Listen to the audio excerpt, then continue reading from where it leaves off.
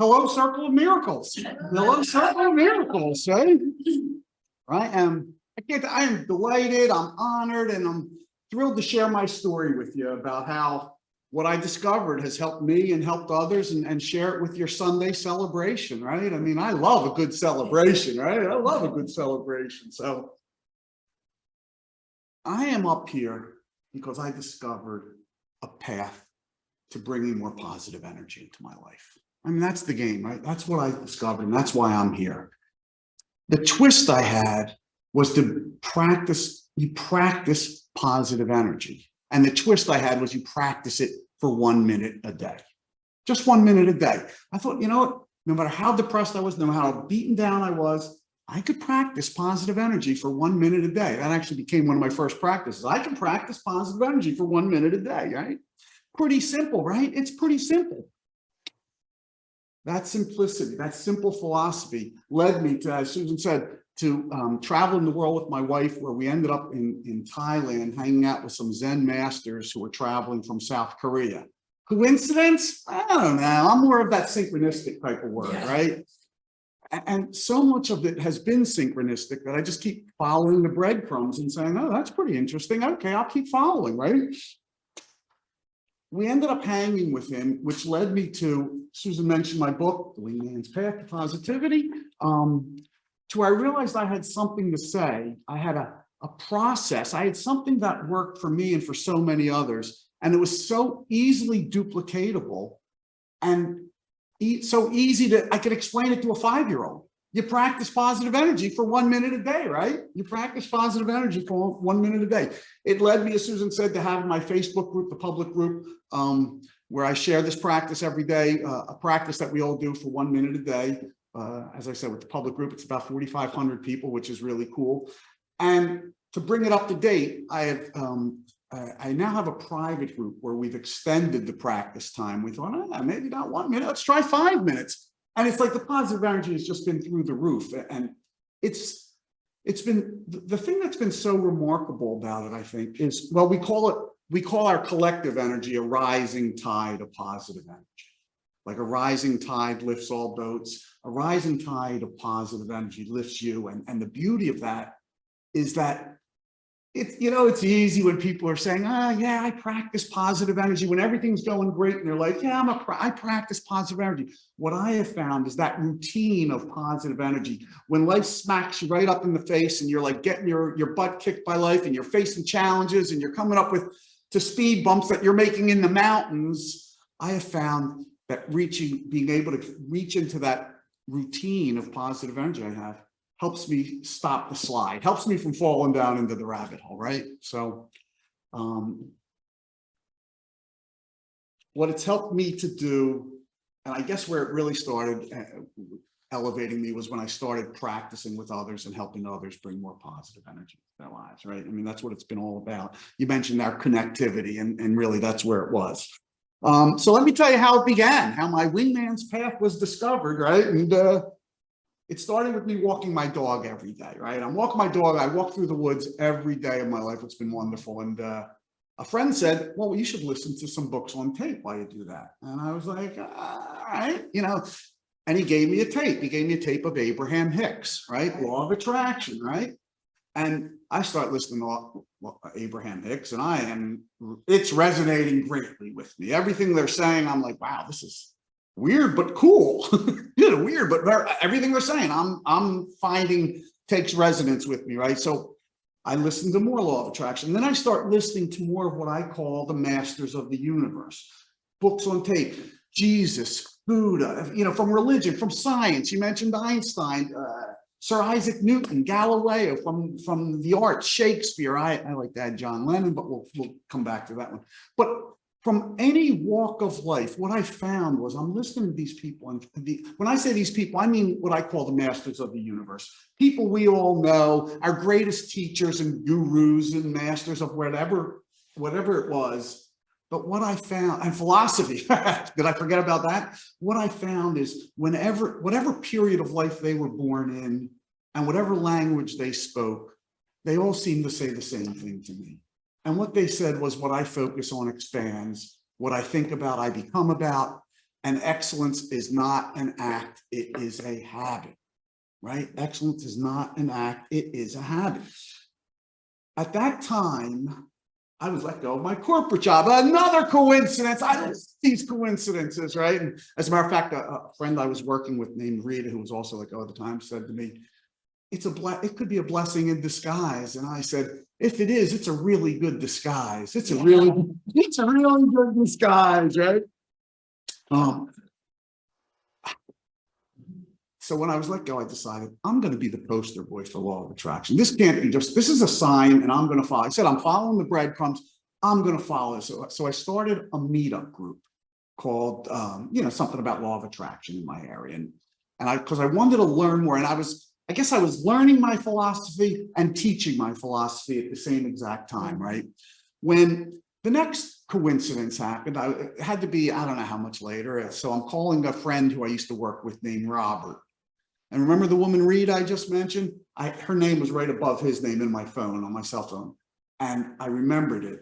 And as I remembered, I'm sorry, her name was right above his and I hit her name instead of his name, right? And so we start talking. She tells me she's been doing a radio show and a friend just quit who was partnering with her called Talking Angels. And she'd like to interview me about my meetup. And I'm like, my meetup? No one knows. What are you talking about? I'll talk law of attraction though. I go on with her and we have so much fun. She asked me to be her co-host and I co-host for the next 7 years with her, right? I asked her, except I have an issue. I have a little challenge to me. I don't understand. I'm getting chills as I said, I don't understand angels. I don't know if it's my religious background. I don't know if I'm thinking, what the heck is she talking about with angels, right? I'm co-hosting a show called Talking Angels. I should have a little bit more depth of it. And the more I learned of it, though, the more I recognized that angels are just wingmen. And wingmen, I understood. A good wingman, I understand, right? I'm so glad you said that because it really became, it has evolved into wingmates. It has evolved into wingmates. As a matter of fact, the private group I mentioned is called the Wingmate Coalition for Positive Energy, because of that reason, because I didn't want any gender change, messing around with my vibration. All right, messing around with my vibration. So, wingman, I told you I understood. Oh, I'm glad you say that. A wingman, and I'm so glad you said that because I'm going to give you my favorite definition. Okay, but before I give you my favorite definition, the traditional definition of wingman, they say it sort of started in the military, and it's the pilot who is flying slightly to the right and behind the lead pilot to help them be successful on their chosen mission. Okay, so the wingman is to help you be successful on your chosen mission. As a matter of fact, in today's more modern vernacular, if you get some kids talking about it, it's to hook you up with a boy or a girl that you want to, I'll be your wingman. I'll be your wingman. Or, you hear that a lot with young kids, right? But my favorite definition comes from Dr. Bernie Siegel. Does anyone know that name? Yes. So Dr. Bernie Siegel, if you don't know, he wrote a book called the Love, Medicine, and Miracles back in the 70s and the 80s. He was one of these modern gurus, right? And it turns out when we were doing the show, we interviewed him because I guess he had written another book. And so his publisher said, you got to get on shows. And we interviewed him. Rita and I interviewed Bernie. And in interviewing him, I recognized that he lives in the town my sister lives in, up in Connecticut. I know, coincidence? I don't think so, right? And I'm so like, wow, Bernie, blah, blah, blah. So I say, you know what? The next time I'm up there, I'll write to you. Maybe we can get together. And I write them and he says, who the hell are you? But I go visit my sister a few times a year. So every time I'm going, I write them. One time he says, hey, why don't you call me when you're up here and maybe we'll take a walk with my dogs. Okay. So from that moment on, every time I'm up there, I take a walk with him and his dogs around the neighborhood. And it's marvelous, right? We're just chatting. So one day he says to me, Mike, you know what a wingman is? And I'm like, Bernie, yeah, I know what a wingman is. It's all over my website. Believe me, I have every definition known to man. And he totally ignores me, as he always does, right? It's a rhetorical question. And he says, Mike, a wingman is an angel in heaven with only one wing who grafts onto another so that they can fly. Exactly. I'm getting chills again, right? I'm like, I've never heard that definition. A wingman is an angel in heaven with only one wing who grasps onto another so they can fly. I started recognizing recently that it's a wingman on earth with only one wing as well, where we grasp onto others so we can all fly, right? Anyway, let me tell you my epiphany and how this really became my calling. I recognized that, whoa, this is serious. I got this now. This is what I'm supposed to be doing. It was Thanksgiving Day 2011, okay? And I am having a bunch of people over, and I start the day the way I start my day every morning. I go for a walk in the woods, right? I already mentioned that.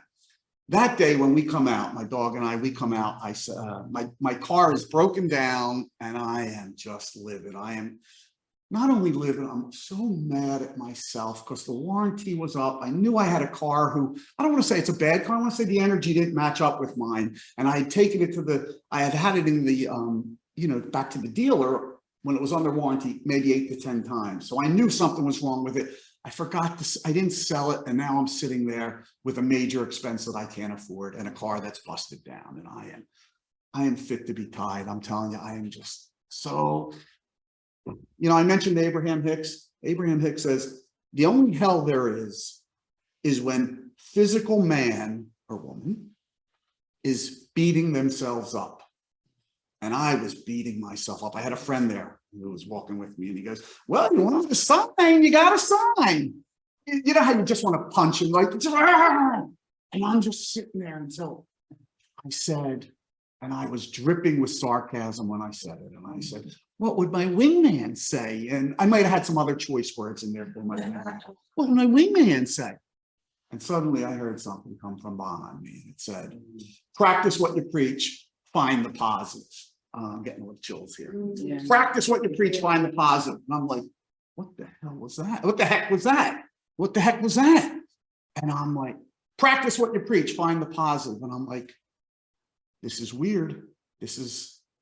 I'm talking to my source, my higher self, my wiser self, God, universe, call it what you want. I call it my inner wingman, right? I call it my inner wingmate now, but it was my inner wingman then.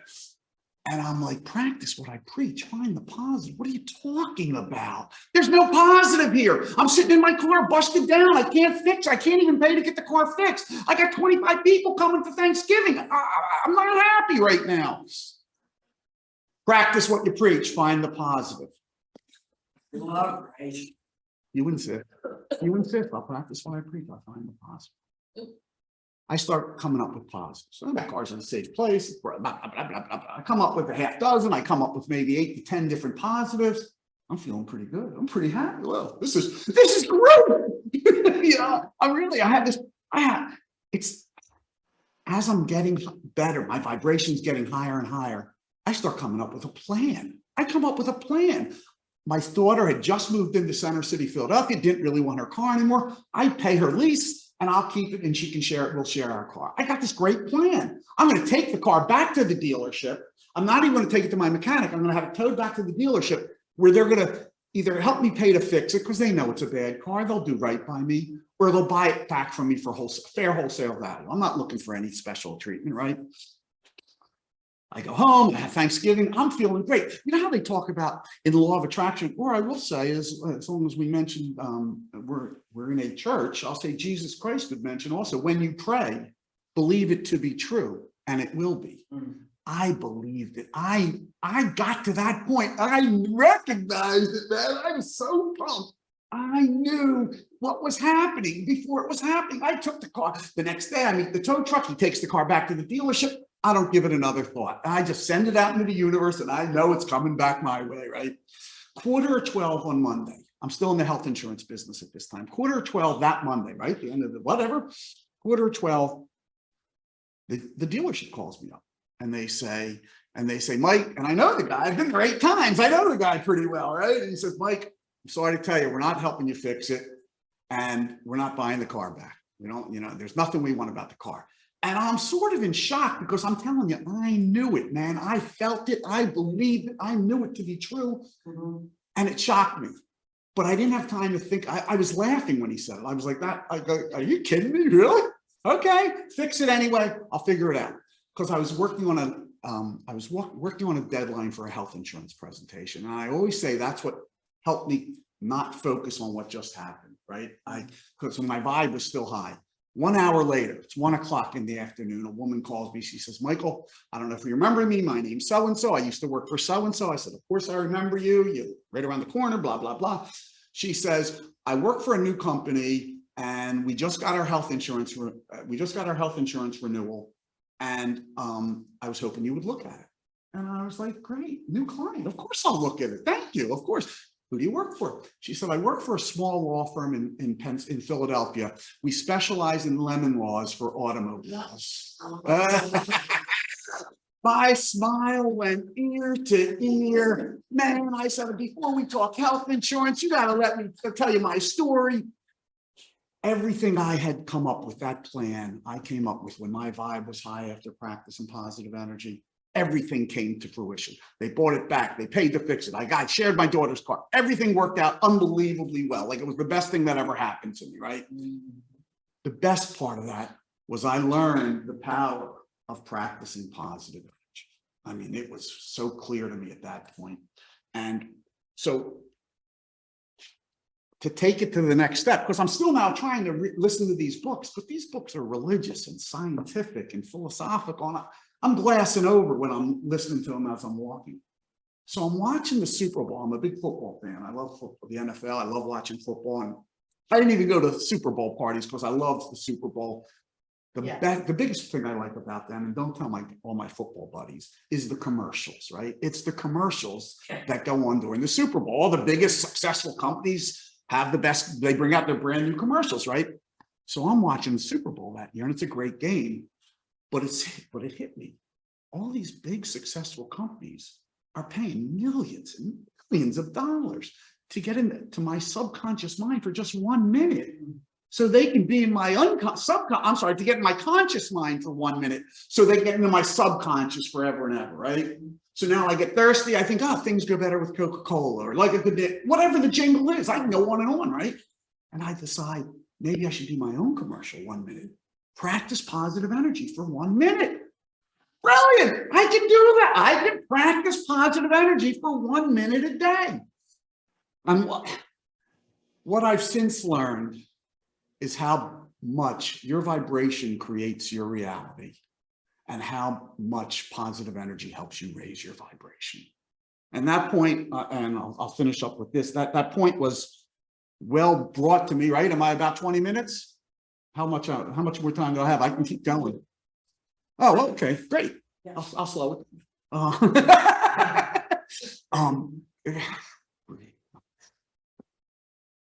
Thank you. So I do some positive energy coaching, vibrational therapy, a client called it. And I'm in Vietnam. You know, I told you my wife and I are traveling around Southeast Asia a lot. And so I'm in Vietnam coaching some young kid and some young man. And we're talking, and I say the same thing I'm saying every time I coach. Anytime I'm coaching anyway, I say the same thing. You got to change your vibration creates your reality. You got to change your vibration creates your reality. And he says to me when we're finishing up, hey, Mike, maybe if I was in Vietnam hanging out on a beach, my vibration would be a lot better, right?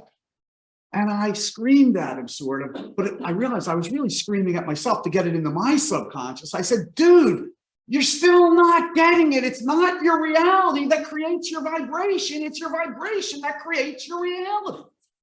It's your vibration that creates your reality. And the best way I have found, I'm not saying it's the only way, I'm saying the best way I have found is to practice positive energy.